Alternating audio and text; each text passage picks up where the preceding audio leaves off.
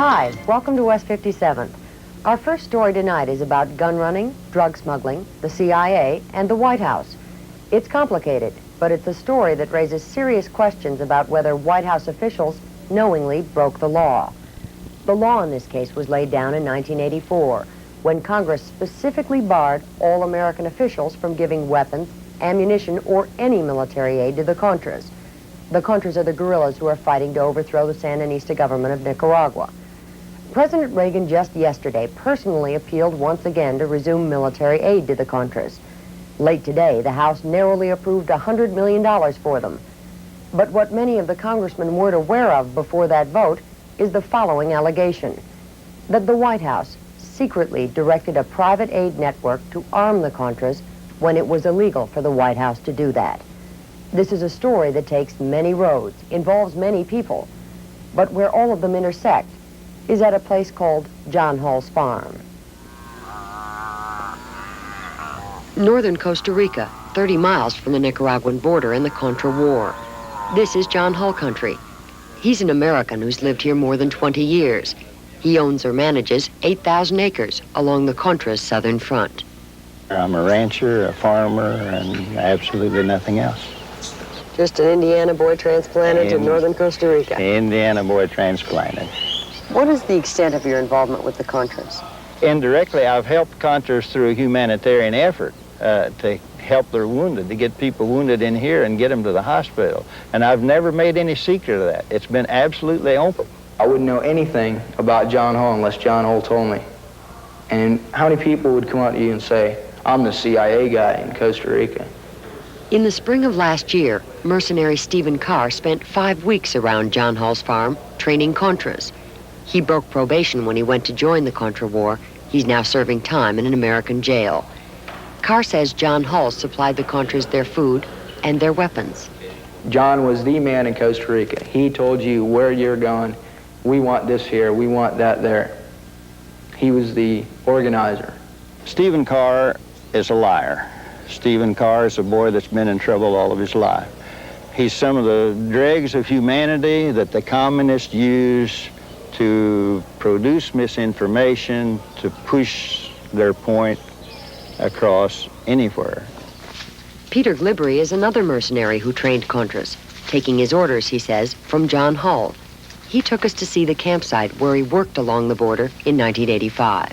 We met John Hall on Saturday 9th March, and we flew out of Miami Sunday 10th. Where did you meet him? I met him in the restaurant of the Howard Johnson Hotel opposite Miami Airport.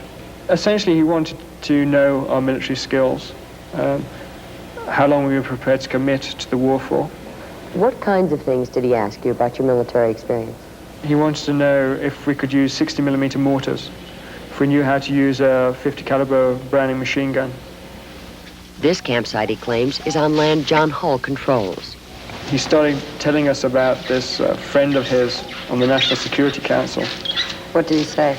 He said, my friend sends me $10,000 a month for the support of the FDN in Costa Rica. Did he ever tell you what the $10,000 a month was for? Yes, it was for paying the military commandante, also providing food, the rice and the beans, and the ammunition for the troops in the field. Firing ranges were up over on that hill. And this is the log where we used to sit and drink coffee with the Civil Guard in the morning. So. How many of you were living here? 14 or 15. There were 3 trainers and the rest were Contras. Do you know anybody on the National Security Council? No, I do not. It's the same as you say with the CIA. I probably wouldn't know them if they walked in the door.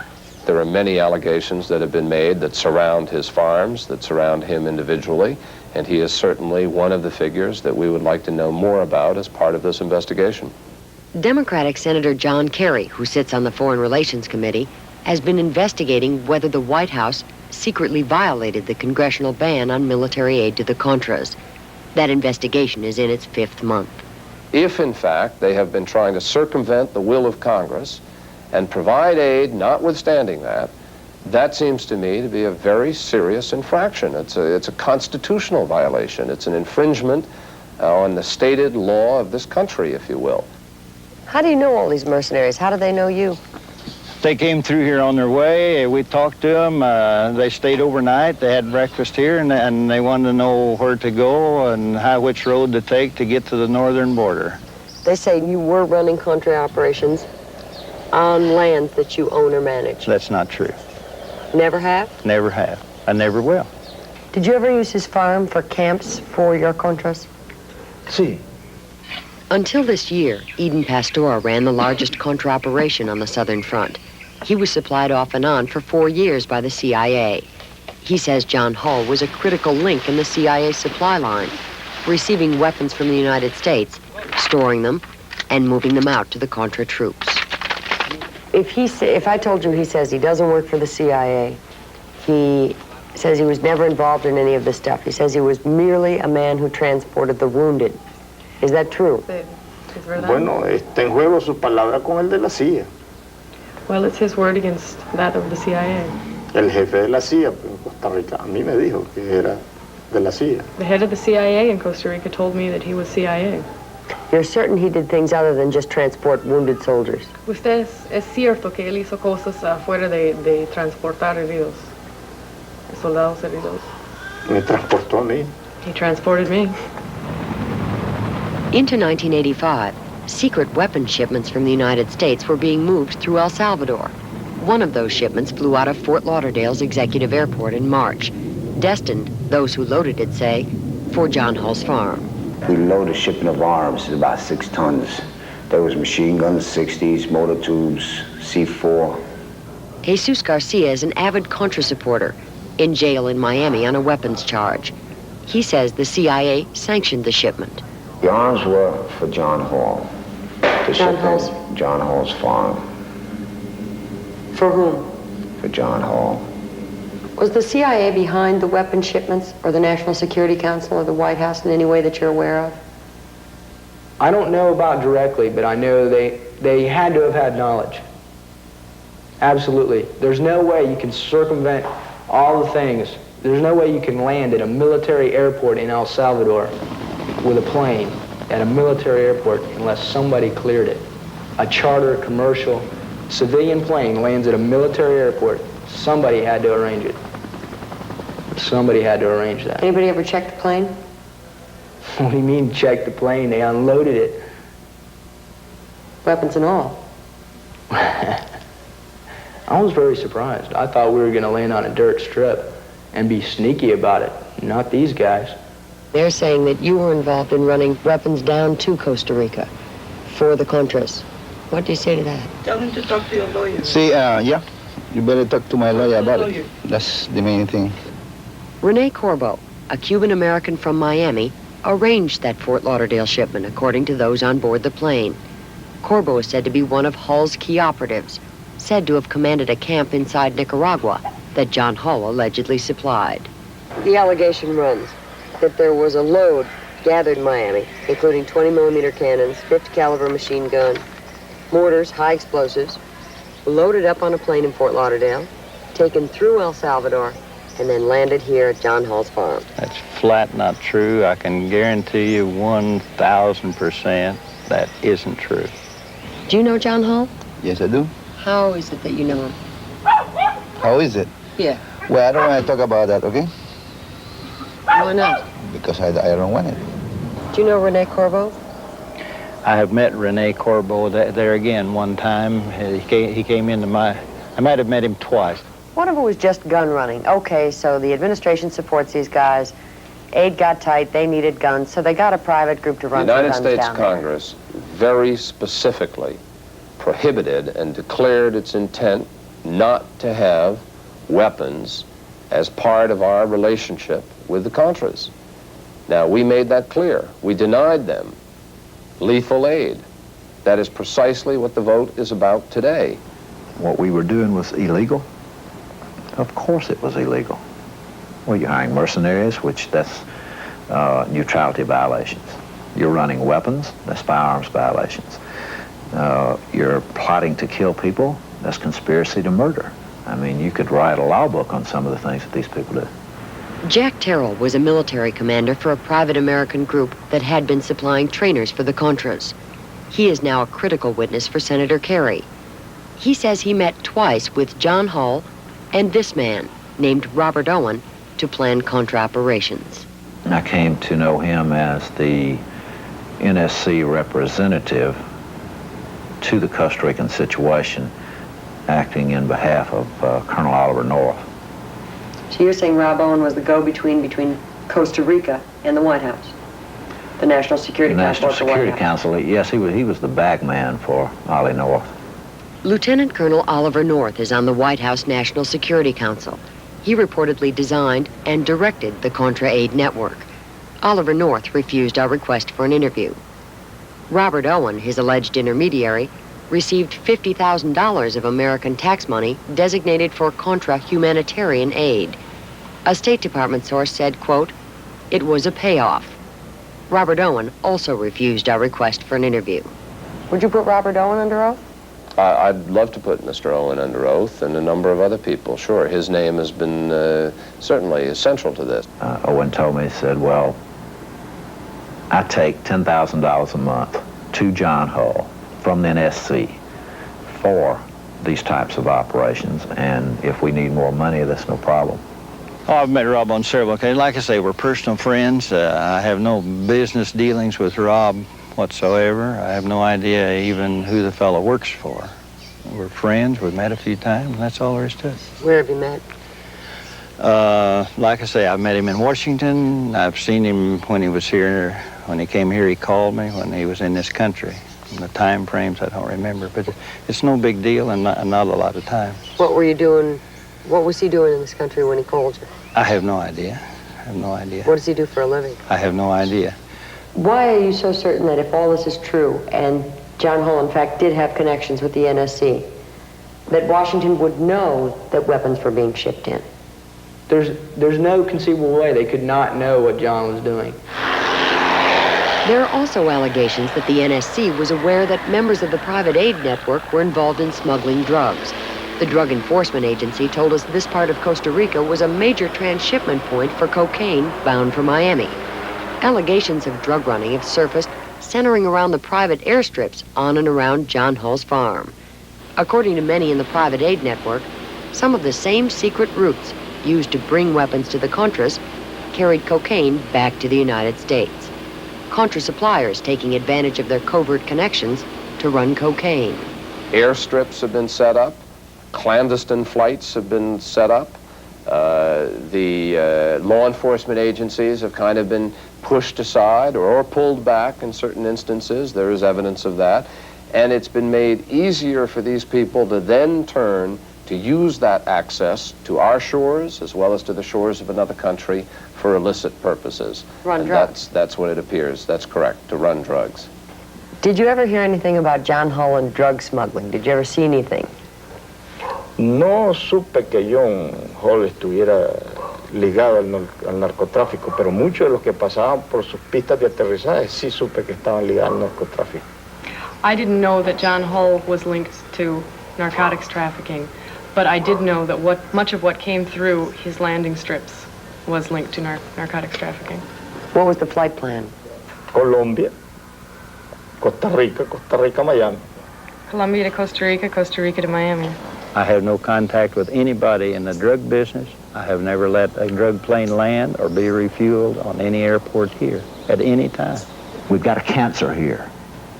It's like Watergate. It's not going away. There is great possibilities here that this could become Contragate. It could have the same ramifications. It has certainly got a parallel start. You consider yourself a real American patriot? I sure do. And a real nice fellow. The CIA declined comment on this story, except to say that they always comply with congressional restrictions in Central America. The White House today quoted Colonel Oliver North as calling the private aid network nonsense. The White House also said, quote, "The president never approved any such plan," end quote. Yesterday, 2 congressmen filed a formal request demanding White House records of any contact between Oliver North, Robert Owen, and John Hull.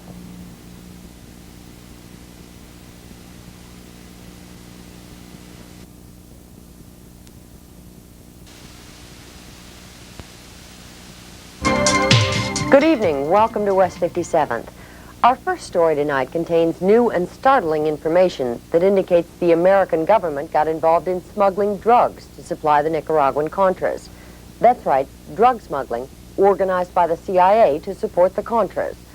Congress is already investigating the covert network set up by the White House and the CIA to secretly supply the Contras with guns and money.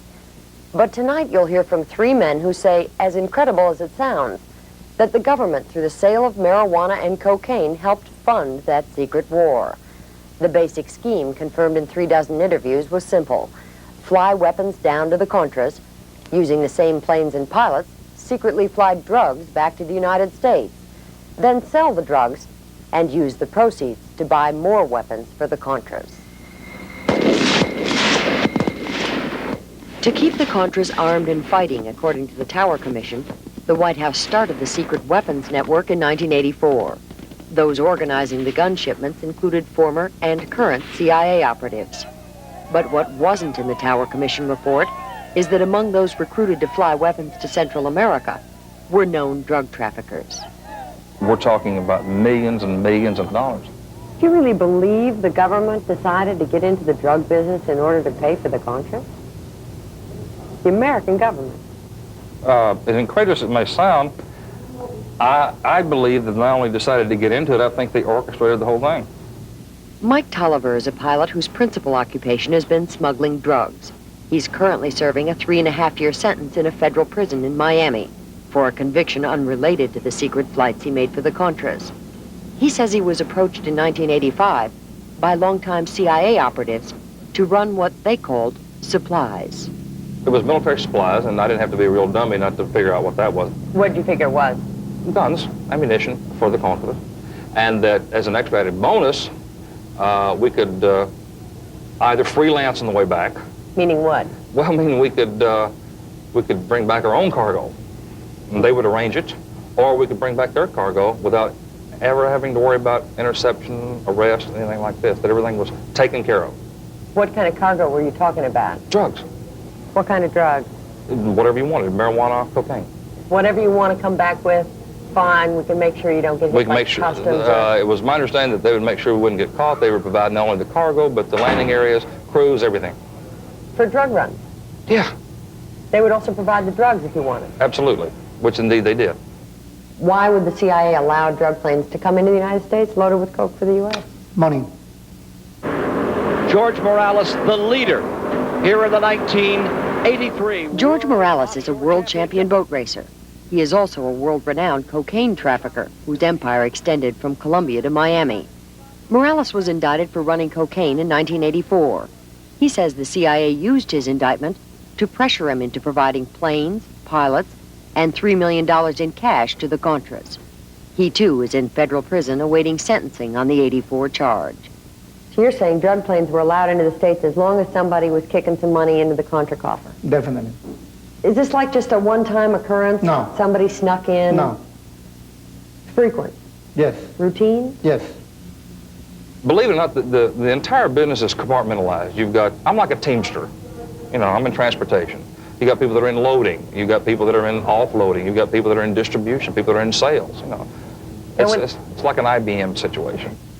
Tolliver says he had 2 meetings with this man, Rafael Quintero, a veteran CIA contract agent who was coordinating secret weapons flights for the covert network.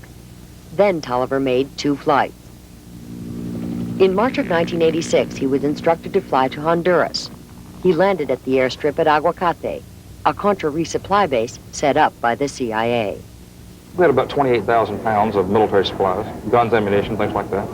And when you landed in Honduras, no checking, no customs, no inspection? Well, I didn't think the customs people were going to be out there in the jungle, to be honest with you. What kind of cargo were you bringing back?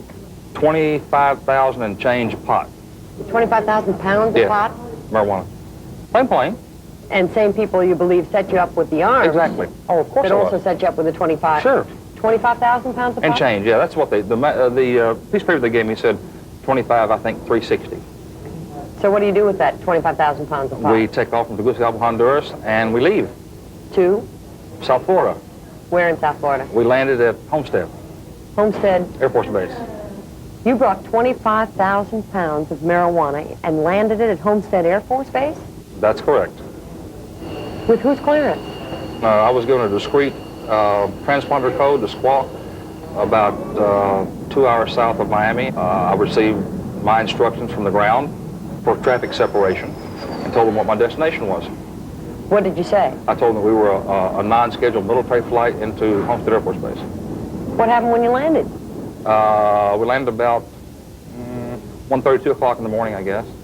And a little blue truck came out and met us, and it had a little white sign on it that said, "Follow me." And you did? Two flashing lights, and we followed it, right. To where? Some area of the field. I have no idea. I've never been there before or since.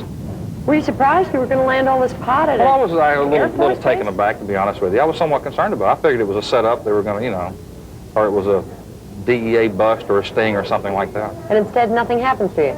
No, the little guy in the truck puts us in the pickup truck and takes us out, and I get in a taxi cab. Did you get paid for the flight? $75,000. Tolliver identifies this as the plane he flew. The plane traces to a company that was hired by the government to fly humanitarian supplies to the Contras. At the same time, Tolliver made his flight. How do you know the CIA was aware of these drug planes entering the state? They actually saw the transaction.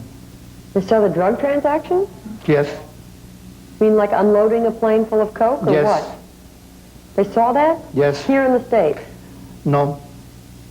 Where? Out of the state. Central America. Yes. According to Morales and 7 other sources, weapons from the United States were shipped here to northern Costa Rica, only miles from the Contra War. They say the planes landed at several airstrips controlled by this man, John Hull, a CIA operative placed by the Tower Commission in several meetings with Oliver North.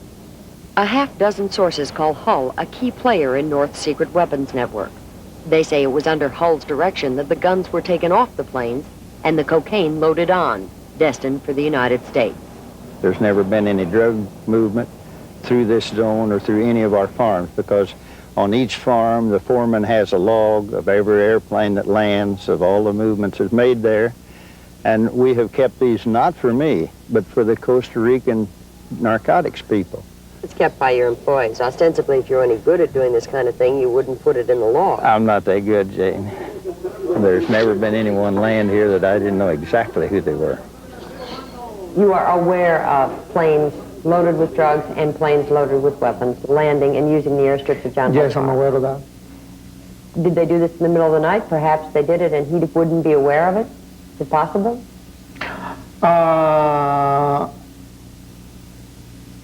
Basically, in the middle of the day. Middle of the afternoon? Yeah. Broad daylight? Yes. How much was he getting for each landing when you would come through with a drug plane? That I'm aware of $300,000. I took 2 loads, small aircraft loads, of weapons to John Hull's ranch in Costa Rica and returned back to Florida with approximately 1,000 kilos of cocaine. 1,000 kilos of cocaine? Yeah, 500 each trip. Gary Betzner was one of George Morales' top pilots. He, too, was in federal prison in Miami on an unrelated drug conviction. His sentence is 15 years. Like Morales and Tolliver, he has little to gain from talking about these drug flights. None of what they say here will shorten their sentences for their other convictions. Who would load that cocaine down in Costa Rica? Who would accept the weapons? Who would load the cocaine? Most people that were hired by John Hull or working for him would load the aircraft. In both cases, John Hull was there. And He physically saw the weapons coming in. physically saw the weapons coming in. Did he physically see the cocaine going out? He physically saw the bags How did you know you were landing at the right strip? because I was communicating by radio. And they were expecting you? Mm-hmm. So you called in? Mm-hmm. You said, this is Mr. Betzner, and I have this load. No. I just called in and I went, and a whistle came back, right? And I said, I'm 20 minutes out or whatever. I said, okay. And I landed. Where did the cocaine come from? The cocaine was there when we offloaded the weapon because they had the fuel on the same truck with the coke. Second trip I went down, I didn't go back into John Hull's place. I went into another strip that was maybe 10 or 15 miles east of the place, with a little better strip. What exactly was in the plane that you flew from Fort Lauderdale? Well, there was some C4 explosives, M60 machine gun. It was stacked all the way to the ceiling. How many pounds of weaponry? I would estimate around 2,500 pounds. Well, I understood right away it wasn't the private guns that went down that were that important. It was what was coming back that could buy much larger and better and more sophisticated weapons. And it was unaccounted for cash. When you were first approached by the CIA and the Contras, how was that approach made? What did they say, to the best of your recollection? When was it? It was right after my indictment in 1984, March 1984. They came to my office. Before that, I have a few meetings with not high-level Contras. So you'd been doing business with the Contras? Yes. But all of a sudden, somebody bigger shows up at your office here in Miami? Very, very big, yes. What was the rank? What level CIA person? Well, he is the contact directly with the CIA and the Contras. He was sort of the advisor. He worked for the CIA to begin with. Do you know George Morales? Yes, I know George Morales. Octaviano Cesar is the man Morales says recruited him to run guns and drugs. Cesar is now an official for a Contra group in Costa Rica. So what you wanted from Morales was planes and cash? Aid, any type of, money? Because if you didn't have the plane, you needed the cash to go and buy the planes. You needed the plane so you can bring in the supplies. In addition to Morales, 8 separate sources confirm his CIA connection. What is your relationship with the CIA? Your personal relationship? None. Never? None. When he said that he checked this with Washington in high levels, what did that mean? What kind of high levels? That he will speak directly with, well, he told me that he directly speak with Vice President Bush about my situation. About clearing up your indictment? Yes. On drug dealing charges? Yes. He told you directly that he'd Yes. spoken with Vice President Bush That he about will taking care of your yes, problem? He did. Also, William Casey. How do you know that the CIA person that says, look, help us out, give us some money, give us some air support, let us use some of your planes, train us some pilots, we'll help you with your indictment. And by the way, you know, I've talked to Vice President Bush and CIA Director Casey about your problem. How do you know he wasn't just a boaster, just a baloney artist?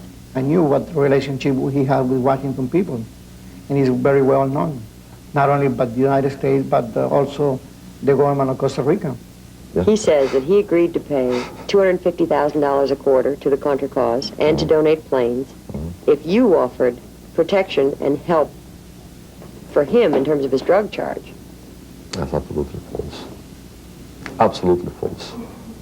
Where did the money go? What type of arrangements would be made to receive this money? Who'd actually have Some physical money went sent through banks, some money went sent directly, cash money, to them. You would hand over cash to whom? To the Contras themselves. In what form? Pack it up in a suitcase? Yes, boxes, suitcases, bags. Of cash? Yes. How much in one load? I mean, how much would you pack into a bag or a suitcase or a box? I don't recall. Thousands? Yes. Tens of thousands? Yes. Hundreds of thousands? Yes. In one single trip to a bank in the Bahamas, George Morales and Octaviano Cesar brought back $400,000. U.S. Customs records confirm this. Octaviano Cesar signed the declaration. If you were to guess how much money the CIA raised by hitting up drug dealers for drug money, how much would that be total in 1984, 1985, 1986? A lot of money. What's a lot Directly of money? and indirectly, a lot of money. Millions of dollars. That I'm aware of. Given your experience, who do you figure arranged all of this? What's your best guess? My best guess would be that it would have to be someone in either the top 3 slots of the CIA, as I know their organization. It has to be someone that high up. It has to be. Why? Because who else can you get that's going to know, number one, the inner working thing, but they can pick up the phone and say, let this happen. Who did pick up the phone to say, let this happen? We can only tell you who says they didn't. The Air Force says it has no record of Mike Tolliver's flight into Homestead Air Force Base. The White House denies knowledge of drug smuggling, but points out they can't speak for Oliver North. Oliver North refuses so far to speak. Vice President Bush says he never heard of George Morales or Octaviano Cesar. And the CIA says, quote, it strictly observes U.S. law. Drug smuggling is against the law, end quote. Mike Tolliver, George Morales, and Gary Betzner will testify before Congress next month.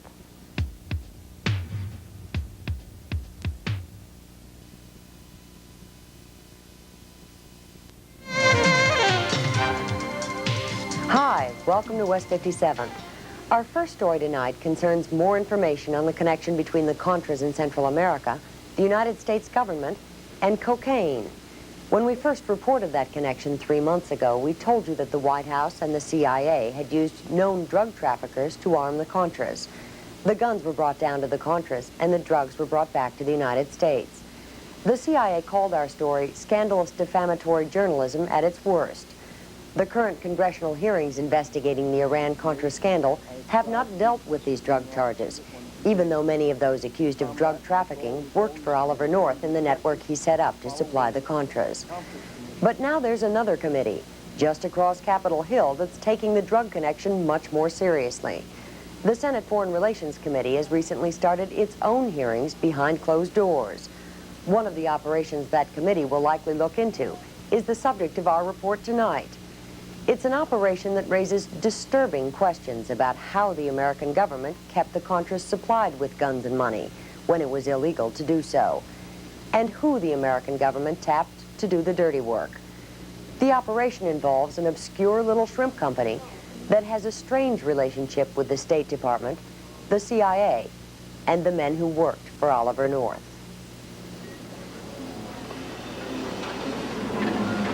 Our story begins in a sleepy port town in Costa Rica, a few hours south of the Contra War.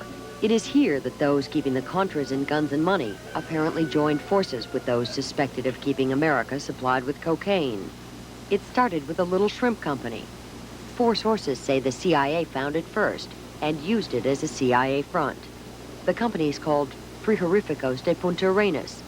It has facilities in Costa Rica and an American partner tucked away in the back of a Miami shopping mall. The Miami partner is called Ocean Hunter. It was a company for seafood, importation of seafood. It was just a front. What they really wanted to import was cocaine. Jesus Garcia worked in the secret weapons network set up to supply arms to the Contras. He says while Ocean Hunter was importing cocaine, it was exporting guns and money to the Contras. He is now in prison on an unrelated weapons charge, due for release later this year. The CIA, they have a lot of front companies for moving money, arms, supply, people. Ocean Hunter was established as a front. In March of 1985, Jesus Garcia helped load a secret illegal weapons shipment to the Contras that left from this Fort Lauderdale airport. He is one of 2 witnesses who said the flight was paid for by a partner in the Ocean Hunter company. We loaded a shipment of arms, it's about 6 tons. There was machine guns, 60s, motor tubes, C4. The weapons were flown to El Salvador to a military airbase, the staging area for most of the secret weapons flights arranged by the White House and the CIA. Garcia says the arms he loaded up had been stored in Miami safe houses, including the home of Francisco Paco Chanis, a partner in the Ocean Hunter company. Garcia says Paco Chanis was running more than guns. Remember, Paco Chanis was moving Oliver North's arms shipment. Paco Chanis had a cocaine shipment 10 feet away from Oliver North's arms shipment. Yet, nothing is said, nothing will be said, because Paco could just turn around and put the finger on the U.S. government. The people involved in the network were involved in drugs. Including Ocean Hunter. Including Ocean Hunter. John Mattis is a public defender in Miami who stumbled on the murky arms and drug network while representing Jesus Garcia. It was the FBI agents themselves in interviews with Mr. Garcia that turned to Mr. Garcia when he says, indeed, it was Francisco Chanis, whose house I picked up weapons from. They turned to Mr. Garcia and said, we're investigating him for drugs. That was January 1986. We're now a long time beyond that, and nothing's happened. Hello. Anything, please. We went looking for Francisco Paco Chanis at the Miami office where Ocean Hunter is still in business. Whatever business it is that they're in.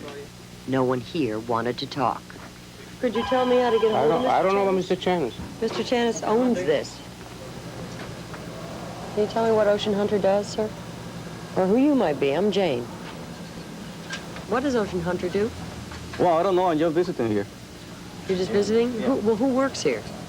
Well, I don't know. I'm just delivering something. Well, what kind of stuff are you delivering?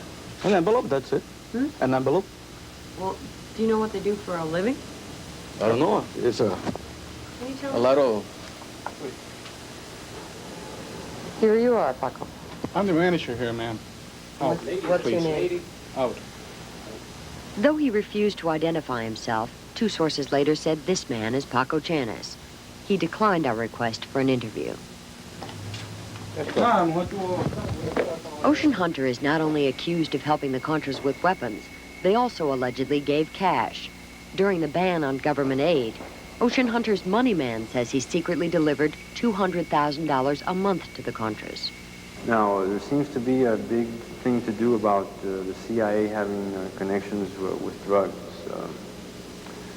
It might be news now, but it's something that has been quite prevalent for quite some time.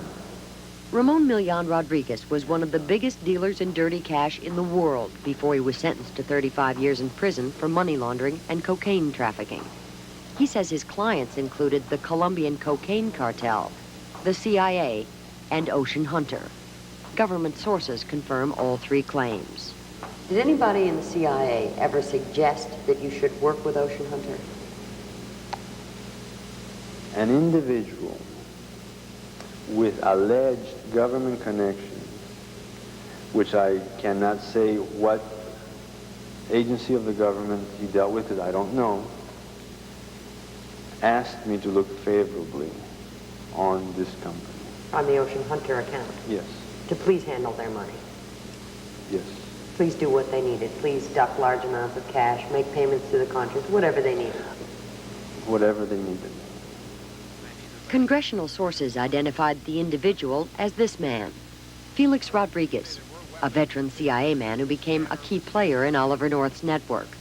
When Rodriguez appeared before the Iran Contra committee, he was not asked about drugs or Ocean Hunter. Did he say whether there was anything in it for you? There was nothing in it for me except goodwill. When did I need a lot of goodwill. When did he ask you to do that? Late '84. So somebody you know in the past has worked for the CIA, may or may not be working for the CIA when he approaches you, may be working for the NSC, for example. Could have been working for Oliver North, could have been working for William Casey. Who knows? He just comes and says, do what you can for this Ocean Hunter firm. Precisely. Hello? When we went back to Costa Rica to ask if some of that cash had been moved through Ocean Hunter's partner company, we couldn't even get inside the gate. Could we please speak to Mr. Nunez? We were told the company director, Moises Nunez, doesn't even work here. I'd like to speak with Mr. Nunez, or make an appointment. Well, would you be Mr. Nunez? May I talk to you for a moment, please, sir? I'm Jane Wallace from CBS News, and I just want to speak with you for a moment. None of the Ocean Hunter principals would answer our inquiries by phone and registered letter about money laundering, Felix Rodriguez, or drug trafficking. Outside of the United States, drug dealers are very powerful people. They have cash. The CIA deals primarily with items outside of the U.S. If they're going to deal in foreign countries' policies and politics, they're going to run up against or run with the drug dealers. It cannot be done any other way. How does that relate to Ocean Hunter? Ocean Hunter is somewhere in between all of this. They obviously have contacts on both sides. CIA and drug dealers. Yes, and they obviously put these contacts to a mutually beneficial use. The State Department apparently found Ocean Hunter's contacts useful too. In January of 1986, the State Department began pouring humanitarian aid money into the company accounts. According to documents obtained by West 57th, they deposited at least $200,000 into these accounts. At the same time, the FBI was investigating Ocean Hunter for smuggling drugs. Is there any chance that those checks went to a company that was not involved in this drug smuggling, not involved in the gun running? The people were the same people. The two were part and parcel of the same entity. The man overseeing that account for the State Department was Robert Owen. Owen worked for Oliver North. His code name was the Courier. When Owen testified recently before the Iran Contra committee, he was not asked about Ocean Hunter and drug running. Owen declined our request for an interview. Does it bother you that Ocean Hunter was allegedly running drugs at the same time getting State Department humanitarian assistance money? Absolutely. Of course it bothers me. Why does it bother you? Because we shouldn't be involved with those kinds of people in so-called humanitarian efforts, or in any official or unofficial efforts of the United States government. Senator John Kerry is a Democrat on the Foreign Relations Committee. When he discovered taxpayers' money was going to suspected drug dealers, he reported it to the FBI. Nothing happened. From my perspective, what has been disturbing is that the information that we received April of last year and transferred to appropriate authorities within United States agencies has not been acted on to this point in time. In the spring of 1986, at the same time Senator Kerry was reporting Ocean Hunter to the FBI already had sent an agent here to Costa Rica. The FBI agent was supposed to be investigating this man, John Hull. Hull had been on the receiving end of the weapons allegedly paid for by the partner in Ocean Hunter. We've been following Hull's career for 2 years. He was a key player in Oliver North's weapons network. 8 sources name Hull as a former CIA operative. A half-dozen name Hull as being involved with cocaine. Are you in the shrimp business? No, I'm not in the shrimp business. I'm not in the drug business. I'm not in the arms business. I'm not in the explosive business. He's the one who received arms from Francisco Chanos's flights. He's the one who received those shipments into his own property in northern Costa Rica. He knew who was organizing those flights. He spent enough time in South Florida. He's met with the people in the network because he's part of that network. So he certainly knew who Ocean Hunter Seafood was and who was behind Ocean Hunter Seafood. Do you know the fellow that runs this Ocean Hunter firm?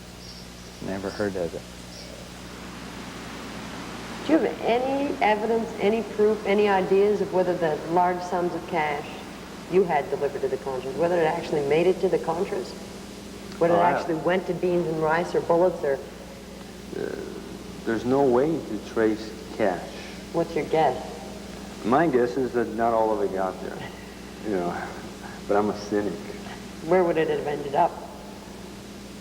I would say that you're going to find a lot of it in nest eggs, foreign accounts, waiting for the day when the Contra issue is no longer popular, when Congress votes it out of existence, and they have to do something else for a living. 2 weeks ago, under heavy security, Ramon Milian Rodriguez was brought to Capitol Hill. Ocean Hunter, it appears, is just the beginning. Under oath, he told senators that the drug connection is much larger, that he'd handled a direct $10 million in cash contributions from the Colombian cocaine cartel to the Contras. The man who asked him to handle the money, he testified, was Felix Rodriguez. The Foreign Relations Committee has issued subpoenas for former CIA operative Rodriguez, former CIA operative John Hull, and is seeking testimony now from Robert Owen. Oliver North said in the hearings this week that reports linking him to drug smuggling are patently untrue. The State Department refuses comment. The CIA says it does not engage in or condone drug smuggling. On its relationship with Ocean Hunter, the CIA says it cannot confirm or deny intelligence activities or associations. The FBI claims it is still investigating Ocean Hunter and cannot comment on a pending investigation.